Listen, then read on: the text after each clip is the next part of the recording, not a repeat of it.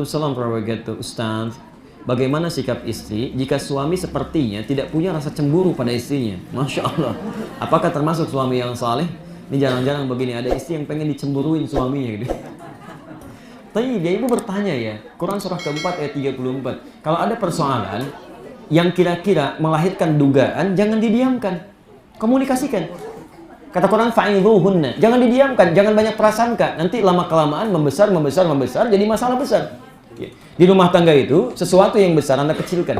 Yang kecil jangan dianggap besar. Caranya apa? Komunikasi, kata Quran.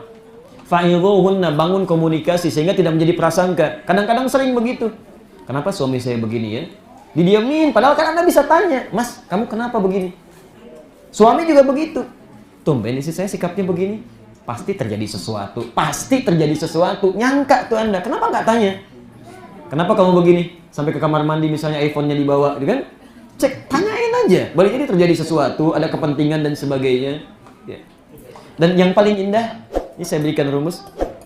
Ini indah rumus Quran ya. Quran surah ke-91 ayat 7-10. Kalau Anda bisa terapkan rumus ini, itu nikmat keadaan rumah tangga. Enak banget. Nggak ada kecuali surga yang dikedepankan itu kan, dalam tanda petik. Teman-teman lihat rumusnya. Wa nafsi wa ma sawaha. Dan demi jiwa yang disempurnakan penciptaannya.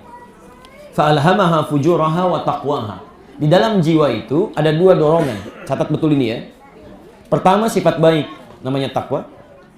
Yang kedua sifat buruk, cenderung pada yang buruk, namanya fujur. Jadi ketika Allah menciptakan seseorang, dua sifat ini selalu ada dalam dirinya. Pertama sifat-sifat baik, misal jujur itu baik.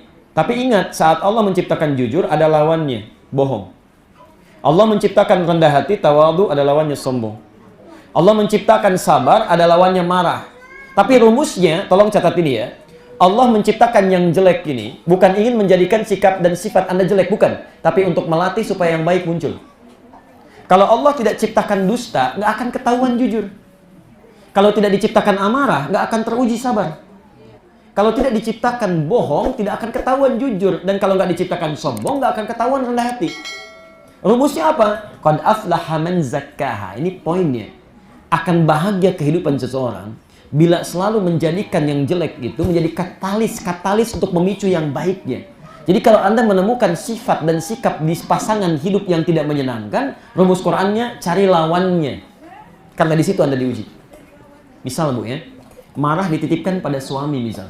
Pulang dari kantor tiba-tiba dia marah.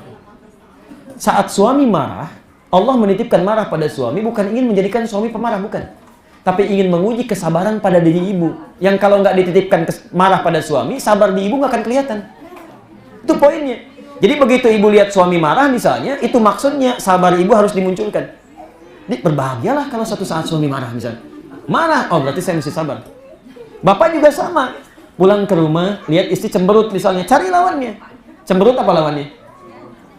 Selesai. Gitu pulang ke rumah, istri cemberut, Anda senyum. Assalamualaikum, kenal kayaknya, selesai.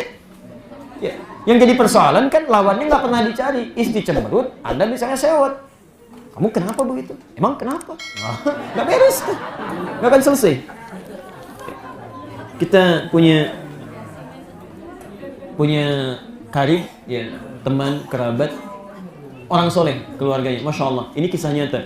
Di Karawang sudah punya anak 3, suami istri soleh, anak-anaknya soleh. Ini indah Pak ya, dia menerapkan teori ini. Ini indah sekali.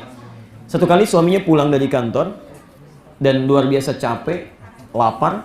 Istrinya biasa sudah nunggu di rumah. Tapi dia telat masak, dia masak. Ya, suami buka pintu dan disambut, dicium tangannya, didudukan ya di meja makan. Dia katakan, tunggu Pak ya, makanan belum selesai.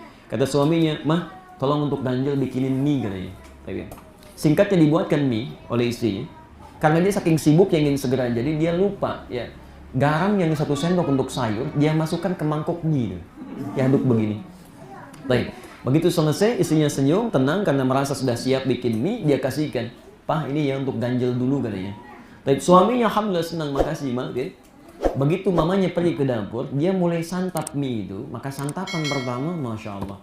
Antum datang Pak ya, pulang ke rumah. Capek, lapar, dikasih mie dengan garam 1 sendok. Bagaimana responnya? Baik. Nah ini poinnya. Garam apa rasanya? Asin. Dia paham betul rumusnya, maka dia keluarkan kalimat yang manis untuk memanggil istrinya. Ma, sini sayang. Anak 3, Masya Allah ya. Baik. Dipanggil sayang istrinya, nggak biasa, Masya Allah gitu kan. Datang istrinya dengan senyum simpulnya. Kata suaminya, sini duduk samping papa. Masya Allah. 2, duduk bersamaan. 3, belum selesai. Sini duduk samping papa. Yang ketiga, ini yang paling indah. Papa suapin ya. Jarang rasanya makan berdua kan? Baik. Jarang rasanya makan berdua. Ibu apa yang terasa ya? Anak 3, hadir samping suami, makan berdua, disuapin lagi kan? Tapi begitu dimasukkan itu suapan pertamanya, istrinya sadar ada yang salah itu. Apa yang terjadi? Perhatikan ini yang paling indah. Dia langsung tunduk ke bawah, dicium kaki suami, mengatakan, maafkan saya Pak. Dia nangis. Saya tidak sengaja katanya kan. Suaminya indah sekali. Diangkat istrinya, dia angkat, dia katakan, "Ma, kenapa begini?" Bukan, gak usah begini, papa hanya ingin mengatakan jarang kita makan berdua kan. Jadi begitu diangkat, lihat ya, hanya gara-gara garam 1 sendok yang asin, tumbuh cinta 1 mangkok. Akhirnya hilang itu semua, hilang lapar, pergi ke dapur sama-sama, masak berdua di situ, selesai. Kenapa gak bisa kita pakai dalam kehidupan? Dan nyaman gitu kan? Tapi memang teori mudah disampaikan, prakteknya tidak mudah. Ustadz juga sama, makanya jarang ada ustadz ceramah bawa istrinya, itu jarang.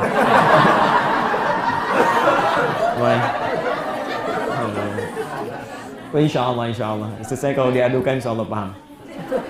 Baik.